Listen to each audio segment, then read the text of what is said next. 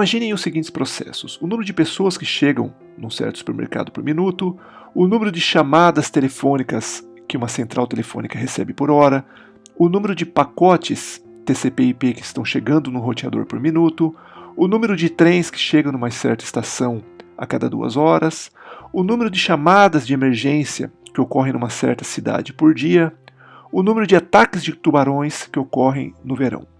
Todos esses processos, embora sejam processos completamente distintos, eles têm uma característica em comum. Em todos esses casos, nós estamos contando o número de ocorrências de um certo evento por um certo intervalo de tempo. Poderia ser também intervalo de comprimento ou mesmo área, mas vamos considerar o caso do tempo. Então aqui o que acontece? Aqui são pessoas chegando por minuto, por exemplo. Aqui seriam chamadas telefônicas, aqui seriam pacotes TCP, aqui seriam ataques de tubarão. Então, em todos esses processos, nós estamos contando eventos que ocorrem num certo intervalo de tempo. E notem o seguinte: se eu aumento o intervalo de tempo, aumenta a probabilidade de ocorrência daquele evento. Então, se eu estiver no supermercado e contar durante 1 minuto, a probabilidade de chegar alguém é muito baixa. Mas se eu esperar 5 horas, a chance é alta. Ou seja, se eu aumento o intervalo de tempo, eu aumento a chance de ocorrência de evento. Então, todos esses processos que nós estamos considerando aqui são chamados processos de contagem. Então, embora sejam processos completamente distintos, eles possuem algumas características em comum. Então, nós estamos aqui contando pessoas, contando chamadas telefônicas, contando ataques de tubarão, e esses processos definem um tipo específico de processo, que é o processo de Poisson, que é o processo que nós vamos aprender nesta aula. Então podemos definir o que é o processo de contagem. Então o processo estocástico n de t, t maior ou igual que zero, é dito ser um processo de contagem se n de t representa o número de eventos no intervalo 0t. Ou seja, é o número de eventos que ocorrem quando eu começo a contar, seria o tempo zero, até um certo tempo t. Esse processo tem que satisfazer o seguinte: n de 0 igual a zero, ou seja, quando eu começo o processo no tempo zero, então exatamente no tempo zero, notem que o tempo é uma variável contínua. N de t pertence aos naturais, ou seja, eu estou contando, se eu estou contando, eu só posso contar coisas positivas. Então vai ser quanto? Vai ser 0, 1, 2, 3 e assim sucessivamente. Se S é menor que t, então n de S é menor que n de t. O que quer dizer isso? Quer dizer o seguinte: se eu tenho aqui o tempo, então o que eu vou ter aqui? Eu vou ter, num tempo S, tudo o que ocorreu nesse tempo aqui é o meu n de S, ou seja, é o número de eventos que ocorreram de 0 até S. Se eu estiver contando agora até um tempo t, então esse n de t é o número de eventos que ocorreram de 0 até t. Então, se eu pensar numa loja, seria o quê? Eu abro a loja, aqui seria a primeira hora, por exemplo. Então, quantas pessoas chegaram na primeira hora? Vamos supor que chegou 3 pessoas. E aí, quantas chegaram até a segunda hora? Vamos supor 5 pessoas. Então, no fundo, esse 5, ele engloba esse 3. Então, o que acontece? Então, por isso que o n de S sempre vai ser menor ou igual, porque ninguém está saindo da loja. Quando eu falo um processo de contagem, eu só estou contando ocorrências. Para S menor que t, então n de t menos S é igual ao número de eventos que ocorrem no intervalo ST. Isso faz sentido, porque vejam, se chegaram 3 pessoas até o tempo S e 5 até o tempo t, então entre os tempos ST, a gente representa como sendo n de t menos n de S, a gente representa assim ainda, que é n de t menos S. Isso aqui vai ser quanto? Vai ser 5 menos 3. Ou seja, se chegaram 3 na primeira hora e mais 2 na segunda hora, então o total é 5. Então, em 2 horas chegaram 5. Então, basta que eu faça a diferença, eu consigo saber quantas pessoas ou quantos eventos ocorreram num certo intervalo. Então, agora, se eu graficar, notem, aqui está, então, o tempo dessas ocorrências. Aqui a gente representa dessa forma, como sendo um evento que está ocorrendo. Então, o que acontece? Eu começo a contar, aí no tempo t1, chegou, por exemplo, uma pessoa na minha loja. Então, eu vou ter n de t igual a 1. No tempo t2, entrou mais uma pessoa, então vai ser n de t igual a 2. No tempo t3, mais uma pessoa, então n de t igual a 3. Então notem que esse n de t ele não diminui, então ele é uma função não decrescente. Ele vai ficar constante ao longo de alguns intervalos, mas ele é não decrescente, e essa é uma propriedade desse processo de contagem. Então só estou contando eventos que estão ocorrendo. A gente tem ainda a seguinte definição: o processo de contagem tem incrementos independentes, então vejam, incrementos independentes, se o número de eventos que ocorrem em um intervalo de tempo disjuntos, ou seja, sem intersecção, são independentes. Então, se eu tenho aqui o tempo, então o tempo t igual a 0, aí no tempo t1 ocorreu um evento. Então, t1 ocorreu um evento. Aí seria aqui ocorreu outro evento no tempo t2, aqui seria o tempo t3 e aqui seria o tempo t4. Notem que o espaço entre a ocorrência de eventos não precisa ser o mesmo. Tá? E depois a gente vai ver que isso aqui tem uma distribuição específica para o processo de Poisson. Então aconteceu o seguinte, ó, até o 0 até o tempo t1, eu tenho o n de t1. De 0 até o tempo t2, eu vou ter o n de t2. E de 0 até t3, eu tenho o n de t3. Então o que acontece? Se eu fizer essa diferença, isso aqui é simplesmente o n de t2 menos o n de t1. Esse outro pedaço aqui, ó, é simplesmente n de t3 menos n de t2. Então, o que essa definição está falando? Ela está falando o seguinte, se o que ocorre nesses intervalos aqui de tempo disjuntos, ou seja, intervalos que não têm intersecção, então essa definição está falando que tudo que ocorre nesses intervalos aqui, o número de eventos que ocorrem, na verdade, nesse intervalo são independentes. Então, o que acontece entre T3 e T2 é independente do que aconteceu entre T2 e T1 ou entre T1 e 0. Podemos definir ainda o que é um processo com incrementos estacionários. O que seria isso? Seria o seguinte, se a distribuição de probabilidade do número de eventos que ocorrem em qualquer intervalo é a mesma, e depende apenas do comprimento do intervalo, então a gente fala que os incrementos são estacionários. O que seria isso? Seria o seguinte, imagina que a gente tem aqui o tempo de novo, então a gente tem aqui de 0 até t, então a gente vai ocorrer aqui n de t, e aí vamos supor que aqui num certo t mais s, e aqui seria 2t mais s, então qual que é o comprimento desse intervalo aqui? O comprimento é o seguinte, aqui eu vou ter n de 2t mais s menos t menos s. Então isso aqui é simplesmente n de t, ou seja, tem o mesmo comprimento que esse outro intervalo aqui. Então o que quer dizer? Se esse caso aqui, o n de t tem uma certa distribuição de probabilidade, vamos supor que tem essa cara aqui, então o n de t aqui também vai ter a mesma distribuição de probabilidade.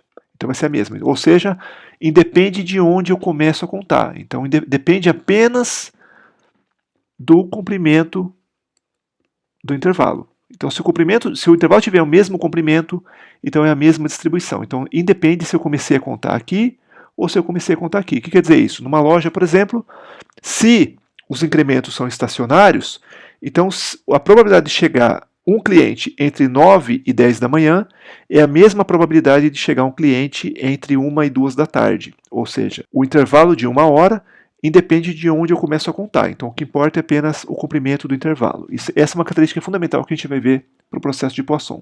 É claro, se vocês olharem o caso real, isso geralmente não ocorre. Por quê? Porque vai ter um horário do dia que vai ter mais clientes do que outro. A chance de chegar mais clientes é maior.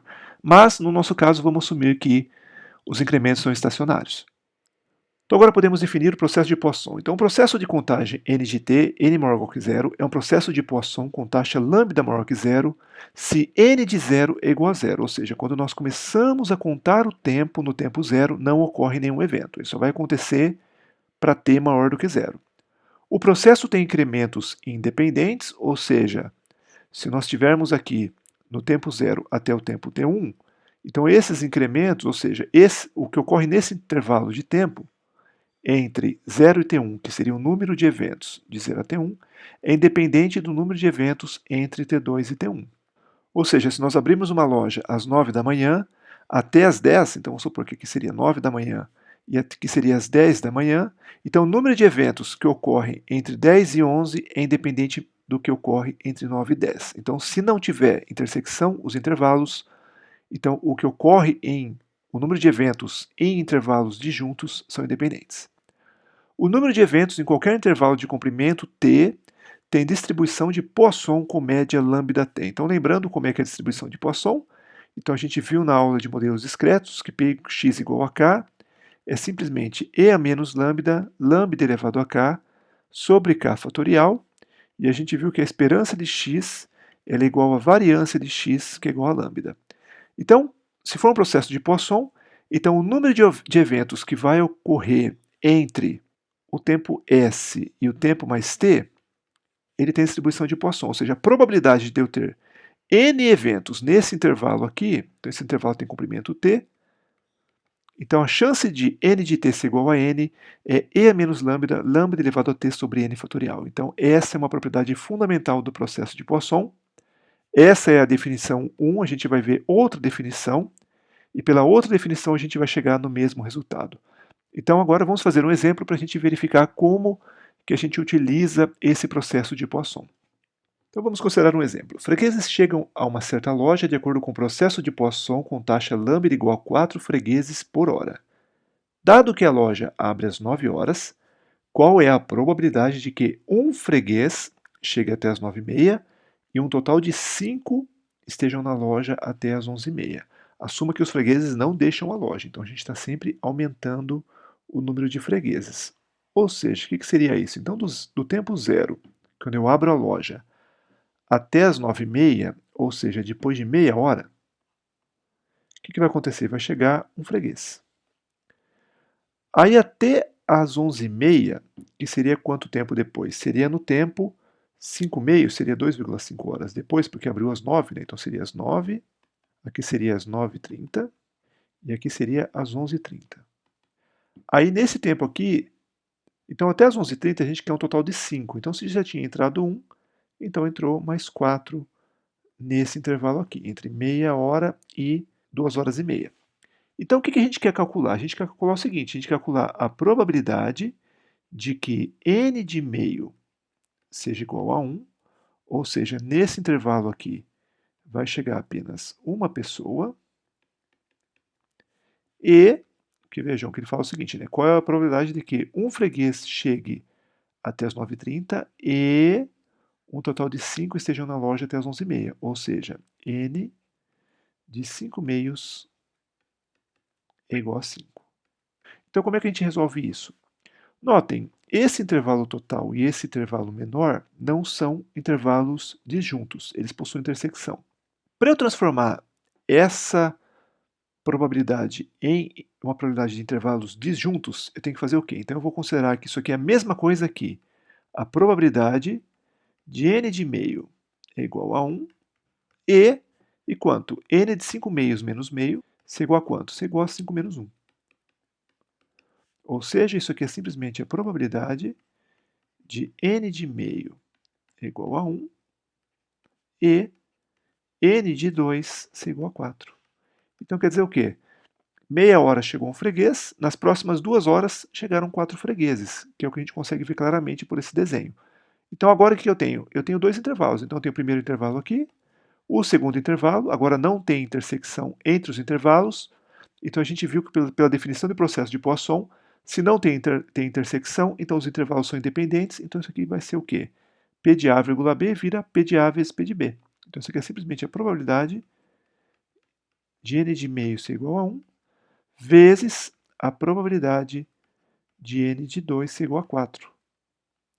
E agora a gente usa aquela definição da distribuição de Poisson. Então isso aqui é igual a quanto? Isso aqui é igual a E a menos lambda, que é 4, vezes T, que é 1, aí seria, vezes T que é meio, na verdade, que é meio, aí seria lambda vezes T, 4 vezes meio, elevado a 1, que seria o K, dividido por 1 fatorial. E isso aqui vezes quanto? Vezes E a menos lambda, que é 4, vezes o tempo, que é 2, lambda vezes T elevado a K, que é 4, dividido por 4 fatorial. Fazendo essa conta aqui, isso aqui vai dar simplesmente 0,015, que é da ordem de 1,5%. Ou seja, a chance de que na primeira meia hora chegue um freguês e nas 2 horas seguintes cheguem 4 fregueses é igual a 1,5%. Notem que essa probabilidade que a gente obteve aqui é bastante baixa, mas ela faz sentido. Por quê? Porque a taxa de chegada é 4 fregueses por hora. Então, como o n de t tem distribuição de Poisson, a gente tem que o valor médio de n de t é simplesmente lambda vezes t. Então, é esperado que cheguem 4 fregueses em 1 hora. Em meia hora, é esperado que cheguem 2 fregueses, e aqui chegou apenas 1. Em 2 horas, é esperado que cheguem 8 fregueses, e aqui chegaram apenas 4. Então é por isso que a probabilidade acaba sendo bastante baixa, acaba sendo 1,5%, porque de fato a chegada de 5 pessoas em 2 horas e meia é um evento raro de ocorrer com essa taxa. Então é sempre importante interpretar esse resultado que a gente obtém para ver se faz sentido, para ver se o resultado está correto. Vamos então considerar uma segunda definição do processo de Poisson. Então, o processo de contagem n de t, t maior ou igual que zero, é chamado processo de Poisson com taxa lambda maior que zero se, novamente, n de zero igual a zero, ou seja, no tempo zero não acontece nenhum evento, e o processo tem incrementos estacionários, ou seja, a distribuição de probabilidade de cada intervalo depende apenas do comprimento do intervalo, não depende de onde você começou a contar. Então, todos os intervalos de mesmo comprimento têm a mesma distribuição de probabilidade.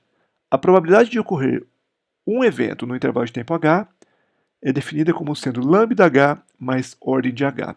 E o que seria ordem de h? Então, uma função f ela é ordem de h se o limite, quando h for para zero, da f de h sobre h é igual a zero. Ou seja, se a gente considerar que f de h é igual a h ao quadrado, se a gente tomar o limite, quando h for para zero, de h quadrado sobre h, então a gente corta esse h com esse h, isso aqui é simplesmente o limite de h quando h vai para zero, e isso aqui é exatamente igual a zero. Então, na verdade, esses termos de ordem de h seriam termos de ordem h quadrado, h ao cubo e assim sucessivamente. E a probabilidade de ocorrer dois ou mais eventos no intervalo de tempo h, então imagine que esse intervalo de tempo h é um intervalo bastante pequeno, então isso daqui é simplesmente ordem de h. Então, com isso a gente tem uma segunda definição do que é o processo de Poisson, e agora a gente vai mostrar que essa definição é exatamente igual à definição anterior que a gente considerou. Então agora a gente vai mostrar que essa primeira definição ela é idêntica a essa segunda definição. Então temos o seguinte teorema. Então as definições 1 e 2 são equivalentes. Então vamos mostrar esse teorema agora. Então seja a probabilidade de n de t ser igual a n, a gente vai falar que isso daqui é simplesmente Pn de t. A gente vai representar assim para facilitar um pouco a nossa nomenclatura. E além disso, a somatório de k igual a zero até infinito da probabilidade de n de t ser igual a k é igual a 1.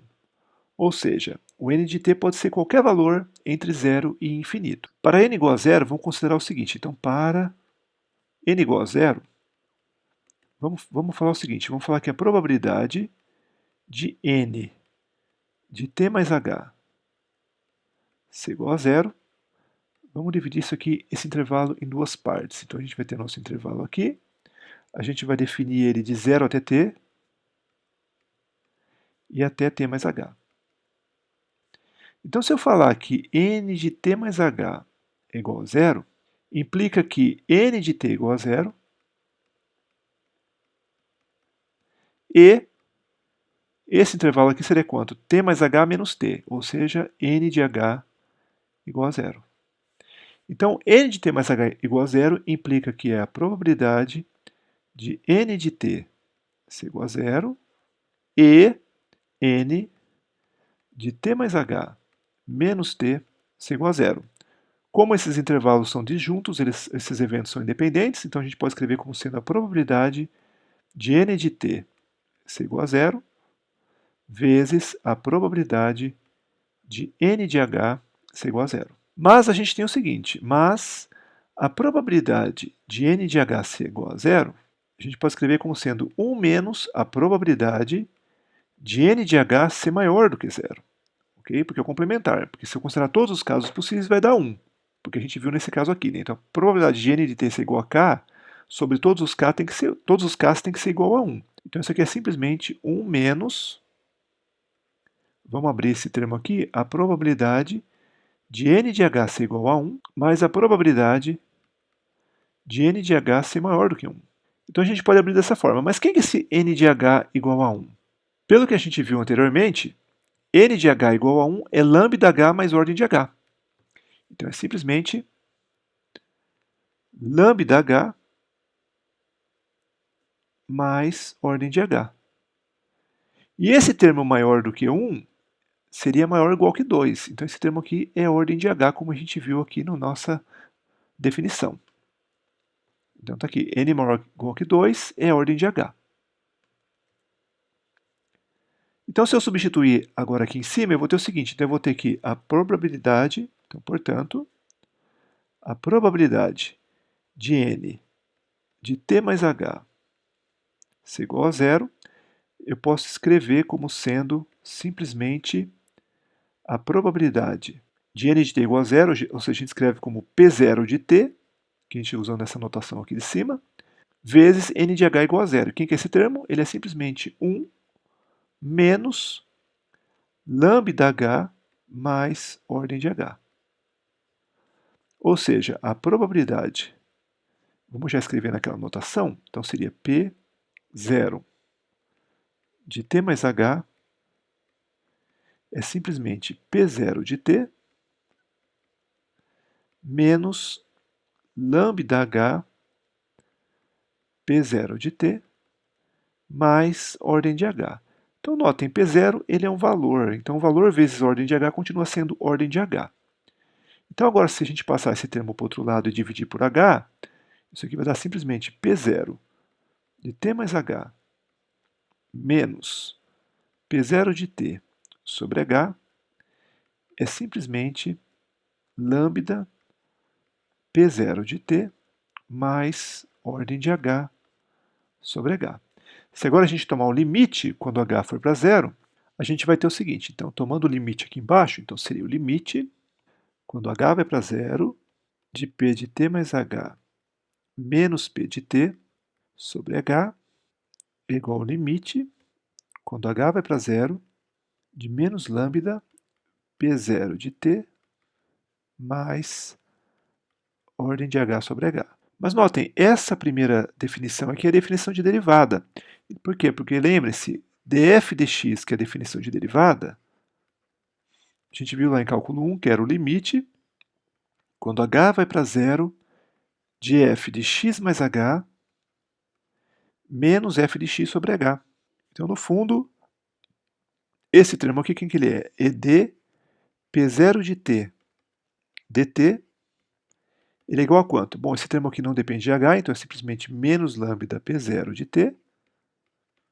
E esse termo aqui é a ordem de h, então quando h vai para zero, é simplesmente zero. Então agora a gente tem que resolver essa EDO aqui, e resolvendo a gente vai ter o seguinte, então dp0 de t sobre p0 de t, passando esse p0 para baixo, é igual a menos lambda dt. Se a gente integrar ambos os lados, essa primeira integral aqui vai dar o logaritmo, então a gente vai ter que ln de p0 de t é simplesmente menos lambda t mais uma constante. Então aqui a gente vai chegar aqui, P0 de t é simplesmente uma constante e a menos lambda t, mas a gente tem o seguinte, mas a probabilidade de n de zero ser igual a zero,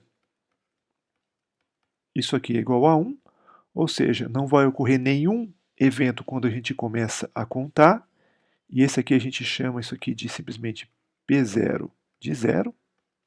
Então, substituindo aqui, a gente vai ter que P0 de zero é C e elevado a zero, isso aqui é igual a 1.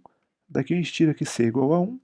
Então, portanto, a gente tem que P0 de t, que é simplesmente a probabilidade de n de t ser igual a zero. Esse primeiro termo aqui vai dar e a menos lambda t. Então, esse é o nosso primeiro resultado. Para n maior que zero, vamos considerar esse caso aqui. Então, para n maior que zero, vamos considerar esse intervalo aqui. E a gente tem o seguinte, a gente vai falar que a probabilidade de n de t mais h ser igual a n, a gente pode escrever como sendo o quê? Vejam, aqui eu defini que de 0 até t vai ocorrer n menos j, de t até t mais h vão ocorrer j eventos, ou seja, de 0 até t mais h ocorrem n eventos. Então, se o total é n, se aqui ocorreu j, aqui tem que ocorrer n menos j. Então eu posso escrever esse termo da seguinte maneira, eu posso escrever isso aqui como sendo um somatório de j igual a 0 até n, ou seja, esse j aqui pode ser 0, então seria simplesmente esse intervalo ele vai sumir, ou seja, vai ter um intervalo só, ou ele pode ser 1 e assim sucessivamente, então vai ser j igual a 0 até n, da probabilidade de n de t ser igual a n menos j e n de h ser igual a j. Então esse termo aqui eu vou poder escrever da seguinte maneira, então vamos usar a notação anterior, então vai ser simplesmente Pn de t mais h vai ser igual a quem? Vai ser igual a um somatório de j igual a 0 até infinito. Esses dois intervalos são disjuntos, ou seja, o que ocorre nesse intervalo é independente do que ocorre nesse. Então a gente pode escrever como sendo um produto de P n menos j de t vezes a probabilidade de n de h ser igual a j. Então vou escrever dessa forma. Então agora se eu abrir esse somatório aqui, eu vou ter o seguinte, então quando j for 0, vai ser simplesmente Pn de t vezes a probabilidade de n de h ser igual a 0. Mais, o próximo termo seria quem? Probabilidade de n menos 1 de t vezes a probabilidade de n de h ser igual a 1, mais, e agora vamos escrever os termos restantes, quem são? Somatório de j igual a 2 até infinito, de p n menos j de t, vezes a probabilidade de n de h ser igual a j. Mas aqui a gente tem o seguinte, bom, n de h igual a 0, quem que é esse termo aqui? Esse termo aqui a gente viu, pelo nosso caso anterior aqui, a gente calculou, era simplesmente quanto? 1 menos n de h ser maior que 1, então era simplesmente 1 menos lambda h mais ordem de h. Então esse primeiro termo aqui é 1 menos lambda h mais ordem de h. P de n de h ser igual a 1, pela nossa definição aqui, ele é quem? Ele é igual a lambda h mais ordem de h. Então é simplesmente lambda h mais ordem de h. E esse termo aqui é quanto? N de h maior do que 1, ou seja, maior ou igual a 2. Então a gente viu aqui, pela nossa definição, é a ordem de h. Então todo esse somatório aqui vai ser a probabilidade, que é um valor escalar, um valor entre 0 e 1, vezes a ordem de h. Então tudo isso daqui, na verdade, é a ordem de h. Então a gente pode escrever esse termo da seguinte maneira. Então a gente vai ter que Pn de t mais h é Pn de t, esse aqui é 1 menos lambda h mais ordem de h, que é esse termo aqui, Pn menos 1 de t está aqui, lambda h mais ordem de h, e mais o último termo, que é a ordem de h. Somatório de ordem de h continua sendo ordem de h. Então agora vamos abrir esses termos aqui, então vai ter o seguinte. Então abrindo a gente vai ter Pn de t mais h, então esse primeiro termo vai ser Pn de t, que é multiplicado por 1, menos lambda h Pn de t, ordem de h a gente já joga aqui com os outros ordens de h, mais Pn menos 1 de t, vezes lambda h, está aqui, e o restante é ordem de h. Então vamos passar esse termo para cá e dividir por h. Então fazendo isso, a gente vai ter o seguinte, então vai ter Pn de t mais h menos Pn de t sobre h é simplesmente menos lambda Pn de t, porque está dividindo por h, então já corta esse h aqui, mais esse também é a mesma coisa, então vai ser lambda Pn menos 1 de t mais ordem de h sobre h. Então agora a gente toma um limite, vamos já tomar um limite aqui, quando h vai para zero, então aqui também o limite, quando h vai para zero, esse termo aqui vira derivada, esse termo final aqui vai para zero, porque deu ordem de h, e esses termos aqui não dependem de h, então isso aqui vai ser simplesmente dpn de t dt é simplesmente menos lambda Pn de t mais lambda Pn menos 1 de t. Então a gente obteve aqui uma equação de recorrência. E para resolver essa EDO aqui, na verdade vai ser o nosso fator integrante. Então se a gente multiplicar tudo isso aqui por e a lambda t, então vai ser simplesmente e a lambda t dPn dt é simplesmente menos lambda Pn elevado a lambda t mais lambda Pn menos 1 elevado a lambda t. Então isso aqui, na verdade, a gente pode escrever, isso aqui é a mesma coisa que... Então vejam, se eu pegar esse termo e passar para cá, esse termo aqui jogando ele para cá, vai ser quanto? Vai ser e a lambda t, dpn dt, e aqui vai ser menos lambda pn e lambda t. Então é a mesma coisa. Então se eu abrir esse termo aqui, o que ele vai dar? Ó? Seria a derivada do primeiro, quanto que ele é? É lambda e elevado a lambda t vezes o segundo, pn de t, mais o primeiro, e a lambda t, vezes a derivada do segundo, dpn dt. Então veja, simplesmente se eu passar esse termo para cá, esse primeiro termo está aqui, esse termo aqui, e esse segundo termo aqui é esse termo aqui. Então isso aqui simplesmente pode escrever dessa forma. E agora, claro, agora eu sei resolver essa EDO para todos os valores de n. Então vamos fazer o primeiro caso para n igual a 1. Então para n igual a 1, o que a gente vai ter? A gente vai ter o seguinte, d dt de e lambda t, p1 de t, é igual a lambda e lambda t, p0 de t. Mas P0 de t a gente já calculou. Quem que é o P0 de t? O P0 de t está aqui, né? E é menos lambda t. Então isso aqui é simplesmente lambda e elevado a lambda t vezes e a menos lambda t. Então isso aqui é simplesmente lambda. E aí se eu passar esse dt para o outro lado, então eu vou ter aqui uma integral de d de e elevado a lambda t p1 de t é igual a integral de lambda dt. E resolvendo isso daqui, resolvendo essa integral, eu vou chegar aqui e elevado a lambda t, p1 de t é lambda t mais uma constante. Mas a gente tem o seguinte, a gente tem que probabilidade de n de 0 ser igual a 1 é igual a zero, porque não tem como ter um evento quando a gente começa a contar o tempo. Então isso aqui é simplesmente p1 de 0. Então jogando aqui dentro, a gente vai ter aqui p1 de 0, então vai ser o t igual a 0, então ele é simplesmente lambda vezes 0, mais c, então a gente vai chegar aqui c igual a 0, porque esse termo aqui é igual a 0.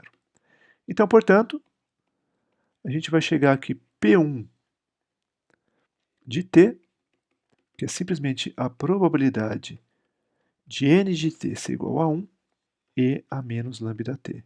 Ou seja, eu passo esse e a menos lambda t para baixo, então seria e menos lambda t. Então esse aqui é o segundo resultado que a gente obtém. E agora vamos calcular para n igual a 2. Da mesma maneira, para n igual a 2, a ideia é exatamente a mesma, ou seja, o que a gente vai fazer?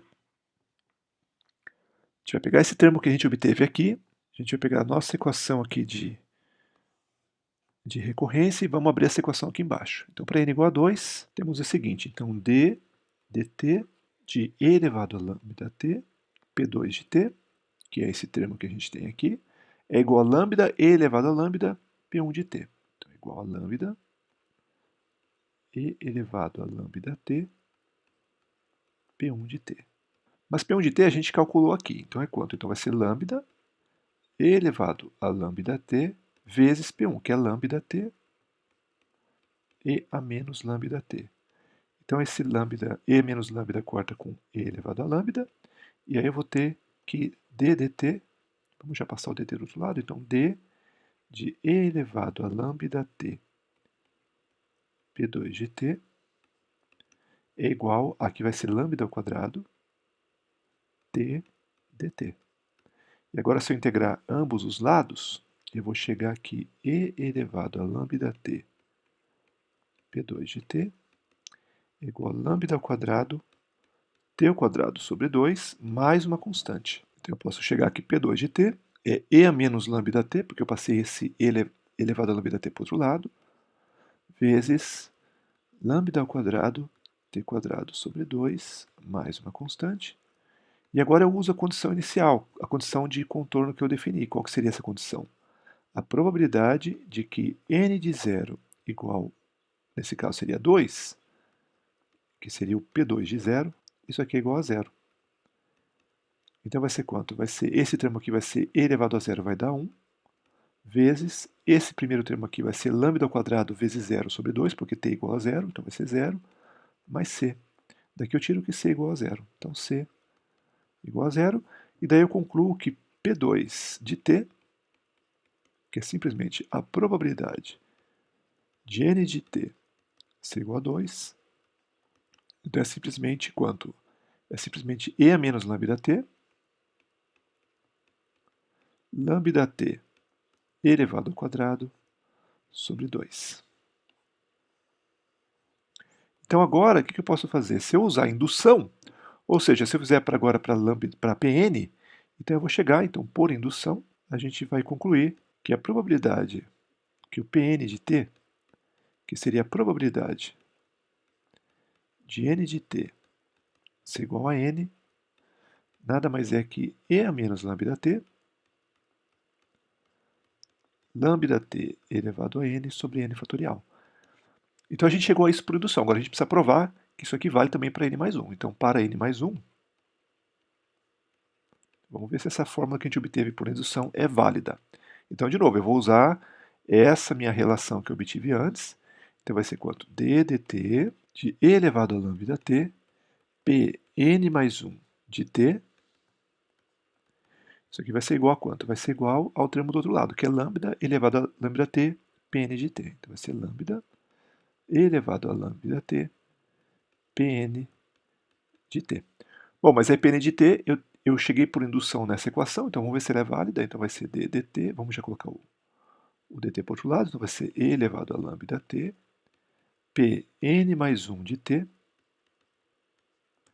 é igual a lambda e elevado a lambda t, vezes esse termo que eu tirei por indução, e a menos lambda t elevado a n sobre n fatorial dt.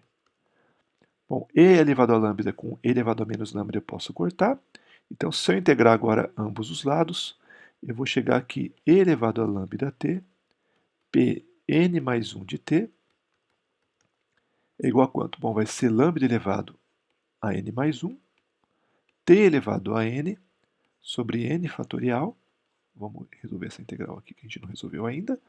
E isso aqui vai ser quanto? Vai ser simplesmente lambda elevado a n mais 1, t elevado a n mais 1, dividido por n mais 1 vezes n fatorial mais uma constante. Bom, para achar essa constante aqui, a gente tem o seguinte, né? Mas a probabilidade de n de 0, que vai ser igual a 0, ou seja, p n mais 1 de 0 é igual a 0. Se eu substituir aqui, vai ser quanto? Vai ser lambda, aqui vai ser 0, porque t é igual a 0, então vai ser simplesmente c, ou seja, c também é igual a 0. Então, portanto, a gente chega que Pn mais 1 de t é simplesmente e a menos lambda t elevado a n mais 1 dividido por quanto? Bom, n mais 1 vezes n fatorial é n mais 1 fatorial. Então, portanto, a gente resolve essa equação e chega no que é esperado, ou seja, essa equação de Pn, ela vale também para Pn mais 1. Portanto, chegamos à conclusão da nossa prova. E isso tem uma aplicação importante que é a seguinte: qual é a implicação de mostrar que esses dois teoremas são iguais? A implicação é, se eu tiver um processo em que a chance de ocorrência de um evento, ou seja, eu tenho aqui meu processo, eu vou dividir em tempos pequenos, intervalos de tempos pequenos, intervalos de tempos iguais, de tamanho h. E aí o que acontece? A chance de ocorrência de um evento em um intervalo de comprimento h é lambda h, ou seja, ela é diretamente proporcional ao comprimento do intervalo.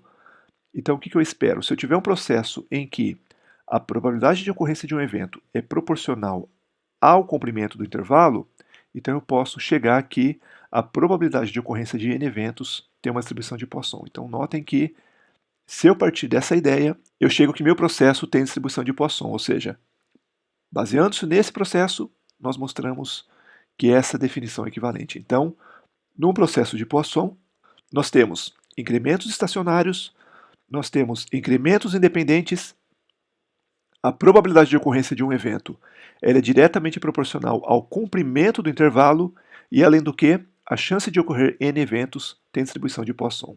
Então, assim a gente consegue definir o que é um processo de Poisson. Vamos resolver um último exemplo para a gente entender um pouco melhor o que são esses processos de Poisson. Então, suponha que pacotes SMTP, esses aqui são pacotes usados para transmitir e-mails entre duas pessoas. Chegam ao servidor de e-mail de acordo com o processo de Poisson com intensidade lambda igual a 2 pacotes por segundo. Seja n de t o número de mensagens que chegam até o tempo t. Determine as seguintes probabilidades. Primeira probabilidade pede para calcular a chance de chegar 2 pacotes em 1 segundo. Notem que quando eu falo 1 segundo, eu não falo se é quando eu liguei o servidor. É 1 segundo, ou seja, no intervalo de 1 segundo. Então lembre-se, esse tempo t ele vai de 0 até t. E esse 0 até t pode ser qualquer início, porque não depende do ponto inicial, depende apenas do comprimento do intervalo, porque a gente viu que os incrementos são independentes e eles têm a mesma distribuição de probabilidade. Então vamos calcular então esse termo aqui. Então a probabilidade de n de 1 ser igual a 2 vai ser quanto? É simplesmente e a menos lambda t, ou seja, e a menos 2, t igual a 1, lambda t, 2 vezes 1, elevado a n, que é 2, dividido por 2 fatorial. Então, resolvendo essa equação, ou seja, isso aqui vai ser quanto? Isso aqui vai ser 4 dividido por 2 vai dar 2, então é simplesmente 2 e a menos 2. Isso aqui é simplesmente 0,27, ou seja, há 27% de chance de que cheguem 2 pacotes em 1 segundo. No item B pede o seguinte, n de 1 igual a 2 e n de 3 igual a 6. Aqui tem que tomar cuidado com o seguinte, quando a gente fala n de 1 igual a 2, quer dizer o quê? Quer dizer que entre 0 e 1 ocorreram 2 eventos, ou seja, chegaram 2 pacotes. Quando falamos que n de 3 igual a 6, quer dizer o quê? Quer dizer que de 0 até 3 chegaram 6 pacotes. Então, ocorreram mais 4 pacotes aqui. Então tem que tomar cuidado porque esses dois intervalos aqui não são disjuntos, ou seja, eles têm intersecção. E no processo de Poisson, o que a gente viu? A gente viu que intervalos de tempo que não têm intersecção, ou seja, disjuntos, os eventos são independentes. Então, nesses intervalos, os eventos são independentes. Então, a gente tem que transformar esse termo aqui em eventos independentes. Então, como é que a gente faz isso? A gente pode escrever que P de n de 1 ser igual a 2 e n de 3 igual a 6, a gente pode escrever como sendo o quê? A gente pode escrever que é P de n de 1 ser igual a 2 e n de 3 menos 1 igual a 6 menos 2. Ou seja, é simplesmente a probabilidade de n de 1 ser igual a 2 e n de 2 ser igual a 4. Por quê? Porque nesse intervalo aqui, de 1 até 3, ou seja, comprimento 2, a gente tem 4 eventos. Agora eles são independentes, então agora a gente pode multiplicar. Então é simplesmente P de n de 1 igual a 2 vezes P de n de 2 igual a 4. E agora basta usar a nossa equação. Vai ser quanto? E a menos lambda, que é 2, vezes o t, que é 1, 2 vezes 1, elevado a n, que é 2, sobre 2 fatorial, vezes o outro termo, quanto que é? E a menos lambda, que é 2, t é 2, 2 vezes 2, elevado a n, que é 4, sobre 4 fatorial, e resolvendo isso aqui vai dar 0,052.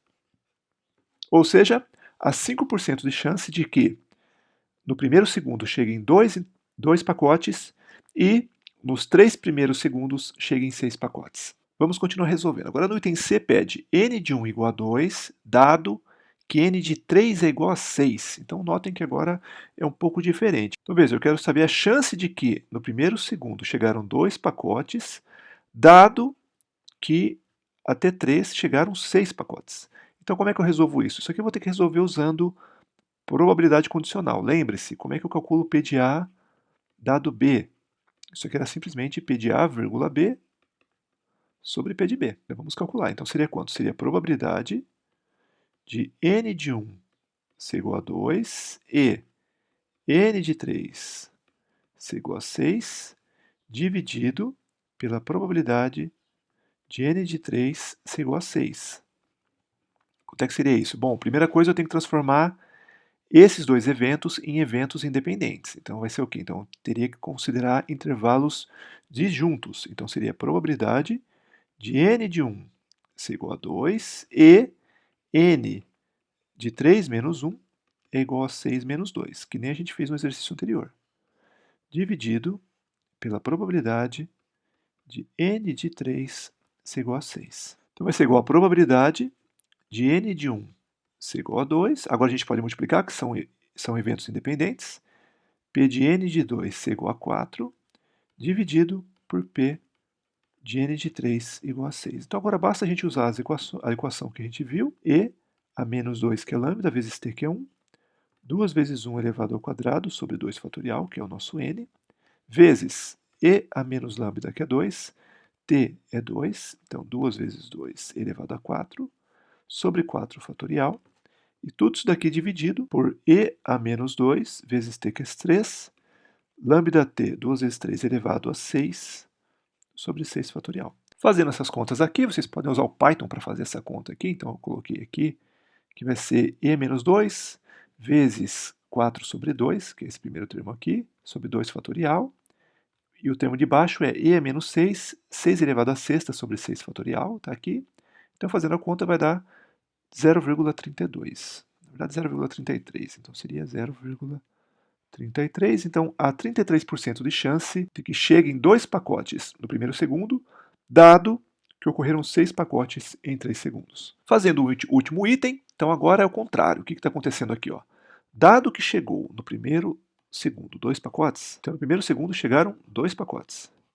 Qual é a chance de que em 3 segundos cheguem 6 pacotes? Então aqui tem um ponto importante que é o seguinte: em vez da gente fazer a conta, pode até fazer a conta, mas não precisa nem fazer a conta, mas notem o seguinte: essa informação aqui foi dada, que é a informação anterior. E aí eu quero saber a parte posterior. Então, no fundo, esse intervalo é independente desse intervalo, ou seja, esse intervalo, na verdade, é independente do anterior. Então, a gente pode escrever isso aqui, na verdade, como sendo a probabilidade de que n de 3 é igual a 6, n de 1 é igual a 2, dividido por p de n de 1 ser igual a 2. Ou seja, vai ser quanto? Vai ser a probabilidade. Então, nesse intervalo ocorreram 4, então seria n de 2 ser igual a 4, vezes p de n de 1 ser igual a 2, dividido por p de n de 1 ser igual a 2. Então, notem que interessante, esse termo aqui eu posso cortar com o de baixo, porque no fundo, esse intervalo aqui ele é independente do segundo. Então, quando é independente, o que a gente tem? Se A e B são independentes, então P de A dado B é igual ao próprio P de A. Ou seja, é o que ocorreu nesse intervalo. E o que ocorreu nesse intervalo? Seria n de 3 menos 1 igual a 6 menos 2, que é igual a 4, que é exatamente o que apareceu aqui. N de 2 igual a 4. Então, basta fazer a conta.